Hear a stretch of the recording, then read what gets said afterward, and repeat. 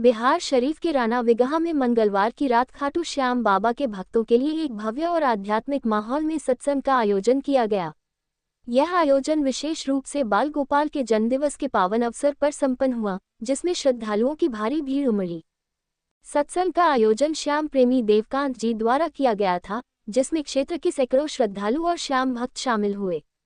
कार्यक्रम की शुरुआत खाटू श्याम बाबा की पूजन अर्चना से हुई, जिसके बाद भक्तों ने भक्ति संगीत, भजन कीर्तन और संकीर्तन के माध्यम से बाबा का गुणगान किया।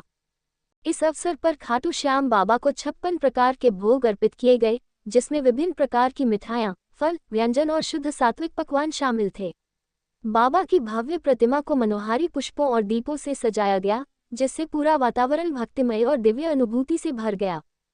श्याम प्रेमी नीतीश कुमार ने बताया कि इस प्रकार के आयोजनों से लोगों की आस्था और विश्वास में निरंतर वृद्धि हो रही है।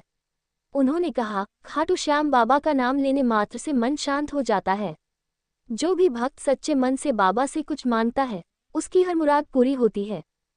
सत्संग के दौरान खाटू श्याम बाबा की जीवनी और उनके चमत्कारों के बारे में भी विस्तार से जानकारी दी गई, जिससे उपस्थित जनसमूह भाव विभोर हो उठा। कार्यक्रम के समापन पर सभी श्रद्धालुओं को प्रसाद वितरण किया गया और शांति व समृद्धि की कामना की गई। यह आयोजन न केवल एक धार्मिक अनुष्ठान था, बल्कि यह समाज में भक्ति, भाईचारे और सकारात्मक ऊर्जा के संचार का माध्यम भी बना। शिव जी भी समझ गए कि इनका बचपना मांग है, इनका कुछ वैसा चाहत नहीं है, उम्र कम है, सोच समझ कम है, ये मांग रहे हैं। तो वो फिर पहले शिव जी बोले कि कुछ और मांग लीजिए, इसमें तो आपको कोई फायदा होने वाला नहीं है, आप कुछ और जो इच्छा हो मांग लीजिए, लेकिन इसको छोड़िए।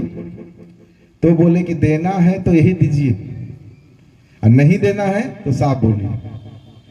लेना हमको वही है कि ये पूरी दुनिया खत्म हो जाए, ऐसा वर दीजिए जिससे पूरी दुनिया को खत्म कर दे हम, एक बार में, एक सेकंड में।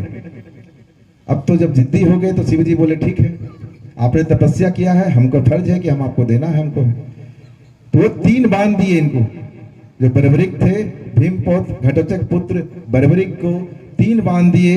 एक बाण दिए जिससे बोले इस बाण से आप जिसकी चाहत हो कि आपको किसी को वध करना है, किसी को मारना है, आप ये तीर चलाइएगा, तो उससे क्या होगा, जिनको भी आपको वध करना है उनको ये दागी लगा के आएगा। चाहे आप 1 लाख लोग हो, चाहे 1000 लोग हो, चाहे 100 लोग हो।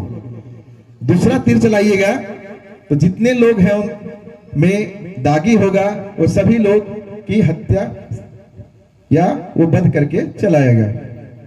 बोले ठीक है, 2 बाण तो समझ में आ गया, तीसरा बाण के मतलब समझाइए। तो बोले तीसरा बाण के मतलब है, फिर रुक गए। अब बोले कि ये चलाइएगा ही नहीं। तो उन्होंने बताइए तीसरा बाण का मतलब हुआ क्या। बोले तीसरा बाण का मतलब है कि पूरा ब्रह्मांड खत्म हो जाएगा, ना हम बचेंगे, ना तुम बचोगे, ना दुनिया रहेगा, कुछ भी नहीं बचेगा। तीसरा बाण चलाने से पहले सोच समझ लीजिएगा।